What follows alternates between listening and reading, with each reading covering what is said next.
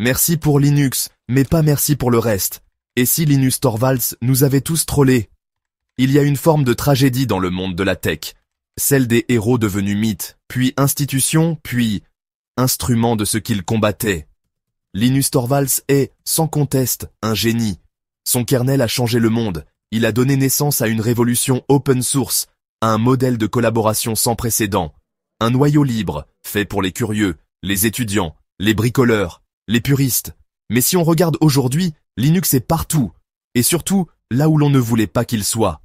Rappelons que Torvalds n'a pas créé Linux par amour.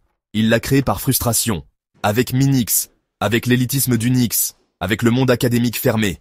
Mais cette volonté de tout faire mieux que les autres a aussi forgé un caractère brutal. Linus ne fait pas dans la diplomatie. Ses mails d'insultes sont légendaires. Il a publiquement humilié des contributeurs, refusé des patchs avec des remarques sarcastiques, imposé sa vision en piétinant les égos. Il l'a lui-même dit, il se fiche de vos sentiments. Il est le dictateur bienveillant. Sauf que parfois, la bienveillance, on la cherche encore. Linux était censé être l'alternative aux géants, aux GAFAM, à Microsoft surtout, qu'il appelait jadis un cancer. Aujourd'hui, Linux tourne sur Azure, cohabite dans Windows, et Microsoft contribue activement au noyau. Est-ce une victoire de l'open source ou une trahison douce? À quel moment un projet libre devient-il l'arme de ceux qu'il dénonçait? L'ennemi d'hier est devenu le sponsor d'aujourd'hui. Et ce glissement idéologique pose problème. Le code est toujours là, libre, mais l'esprit s'est dilué. Le problème, ce n'est pas que Linux ait grandi, c'est comment il a grandi. Il fallait un OS libre, on a eu un bazar.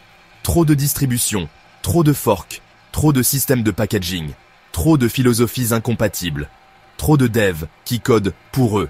Résultat, un système que les néophytes fuient, que les entreprises adaptent sans contribuer, et qui reste dominé par une élite technique, parfois arrogante, souvent toxique. L'open source, sans guide, peut vite devenir une jungle. Linus Torvalds a créé un mythe, et ce mythe nous dépasse tous. Mais il faut aussi dire que ce n'est pas un saint.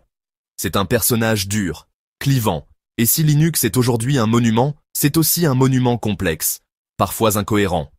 Il nous a libérés des systèmes fermés, pour nous donner un outil que seuls des experts peuvent maintenir. Il a voulu créer une communauté, mais l'a dirigée comme un empereur. Il a combattu Microsoft, pour finir dans son giron. Alors oui, merci pour Linux, merci pour le code, pour la graine semée. Mais non merci pour l'ego, la rigidité, l'élitisme déguisé en mérite. L'open source mérite mieux que des gourous et des trolls de haut niveau. Il est temps que la bienveillance ne soit plus dictée, mais pratiquée. Et que les projets humains soient au cœur de la tech, pas juste les benchmarks. Il faut toujours remercier les bâtisseurs, mais on n'est pas obligé de suivre leurs pas jusqu'au bout de la falaise.